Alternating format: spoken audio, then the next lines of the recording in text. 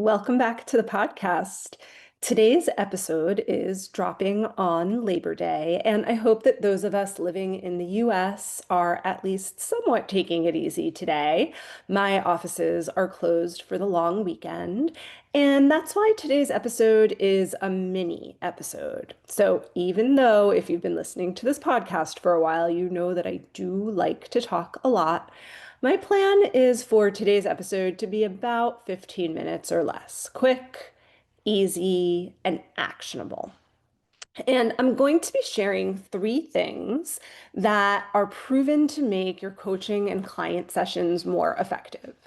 And of course, we need our sessions to always be as effective as possible to really help move our clients towards their goals and the transformation they want to experience. When we're more effective in our client sessions, not only are we making greater impact in the world, and not only do we get to feel more satisfied in our work, but we are creating, when we are being effective, what I call the 3 Rs. If you've been a longtime listener of this podcast, you've heard me mention the 3 Rs many times, and this is a mainstay of our work in the Sacred Depths Transformational Practitioner training. The 3 Rs are referrals, renewals, and reputation. In my book, being an effective and extraordinary practitioner is the best marketing strategy in the world.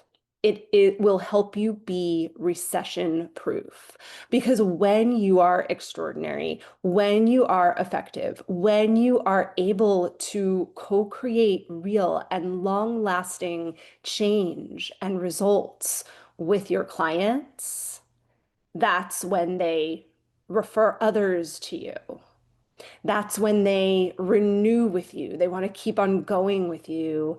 And that's when your reputation grows because of the incredible testimonials that you receive, because of all of those referrals that are out there in the world, and because you then have more confidence to put yourself out there when you know that you're doing your best work. So, all that being said, I'm going to share 3 tips today that will help make your client sessions more effective. And I'm cherry picking these 3 tips from dozens and dozens of tips and techniques and skills and nuances and flourishes that we learn and master inside of Sacred Depths. I'm going to give you a little taste of some of it today. So here we go. First tip: make sure in each and every one of your sessions that you are setting intentions at the beginning of the session. When you set intentions at the beginning of your sessions will be way more efficient. You'll do less beating around the bush or meandering around in the session, trying to find the thread or the meat or the root. You'll have a much, much better chance of your client leaving the session satisfied and feeling like they got exactly what they wanted and needed. And when you set intentions at the beginning of a session, you will help your clients make bigger headway on their goals. There's lots of different ways that setting intentions can look inside of a coaching session. And I'm going to give you 2 ideas right now, 2 different options right now to start to think about. The first is you can ask at the beginning of a session, what would you like to receive from our time today? It's one of my favorite questions to ask at the beginning of a session. An alternative is, what is it that you want to walk away with from our time together today? I observe a lot of coaching sessions, and I can tell you that the sessions that don't start off with a question like this, where you set intentions, Even in the best of scenarios, they still have to run over time because it takes too long to get to the deeper threads of the session when you don't set those intentions up front. And in the worst of scenarios, when you don't set intentions up front, a session can end up being not productive at all, just going around in circles, trying to look for what is it that we're doing here today.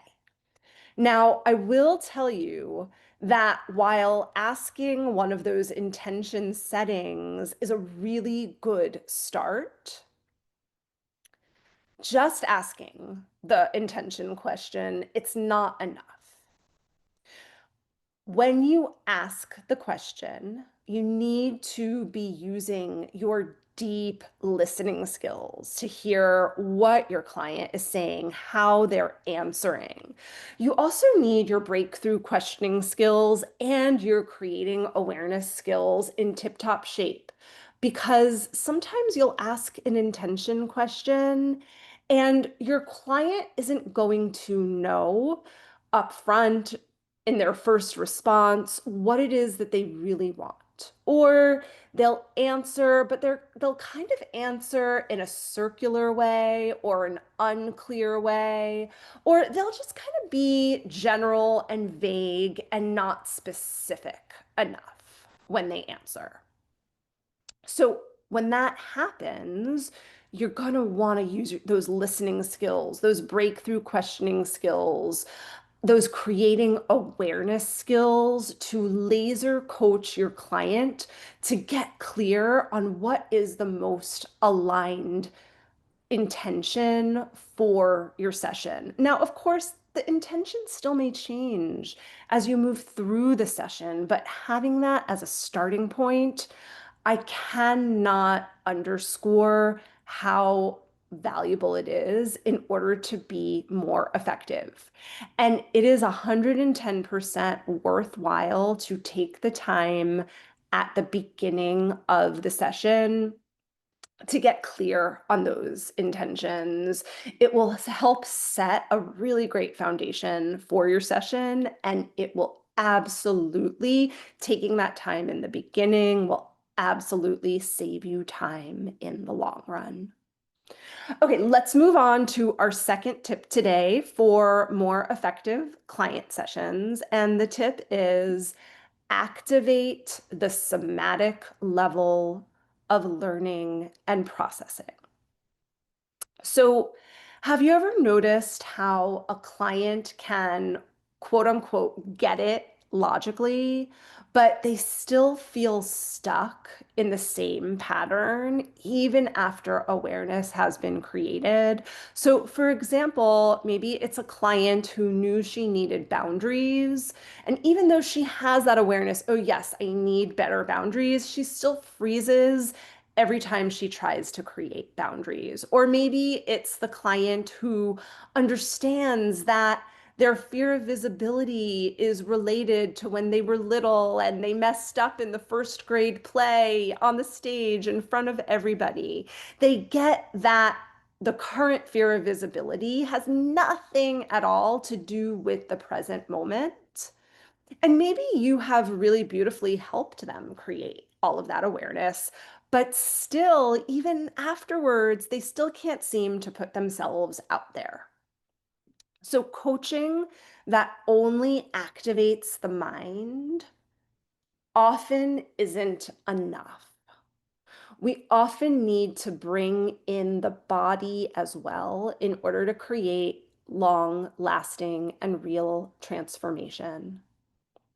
The intellect is great for insight, for getting clear or naming patterns, for connecting dots, for reframing narratives. But insight doesn't automatically translate into a behavior change or into emotional freedom. Many clients can understand their issues really, really well, They may come in to the work with you understanding their issues, or through the work with you, they come to understand their issues, right? For example, a client might know X, Y, or Z comes from their perfectionism. But just because they understand, oftentimes they still can't shift their issues. And that's because the body hasn't caught up with the new idea. The body is where trauma imprints. The body is where there is emotional memory. The body is where nervous system conditioning lives. So we need to activate the somatic level. When we include somatic work in our coaching, in the work that we do with our clients around fears, patterns, beliefs, and shadows, it helps our clients repattern their nervous systems so that they can tolerate new behaviors, new identities, and take new risks. I like the following metaphor as a way of thinking about all of this. It's like the mind is like software. You can update the code with new insights and new beliefs, or at least the idea of new beliefs. But if the hardware, in this metaphor, the body, hasn't also been upgraded, the program, the coding still won't run smoothly. Somatic work is like updating the hardware so that the new software can actually function. And a part of this is the understanding that true integration happens when the nervous system and the emotions and the intellect are all aligned. So there's so much more that we can say on activating the somatic layer. In Sacred Depths, we go deep into all of the pieces around it, into all of the behavior around it, into so much more. There's so much to say on this. And there are also so many different ways and techniques that you can use to activate the somatic level so that you can get way deeper into supporting your clients into transformation and change. And we learn so many of these different skills and techniques in Sacred Depths. But for now, I want to give you a few beginner ideas on activating the somatic level. Number one, guiding clients to notice sensations as you are exploring a certain topic. So, for example, can they notice that their chest tightens up when they talk about having a direct conversation with their sister about something? Do they notice a buzzing energy in their body when you talk about a particular new idea that they have that might be really aligned for them? Do they notice that their posture collapse when you're exploring a certain topic, right? So just starting to toe dip into helping your clients notice sensations, that's one way to start activating the somatic layer. Another way is to practice an embodied rehearsal of a new way of being. So, again, this is a pretty easy toe dip beginner way of working with the somatics. Practice an embodied rehearsal of a new way of being. As an example, can you lead your client to imagine setting the boundary that they want to set while also standing taller and feeling a sense of openness as they set the boundary. Again, these are ways to start to step into this somatic work. In Sacred Depths, we look at all of this as well as a lot of more advanced techniques on activating somatics when we look at how to work with fear, how to make friends with fear, how to rewire neural pathways around certain beliefs, how to work with resistance, etc.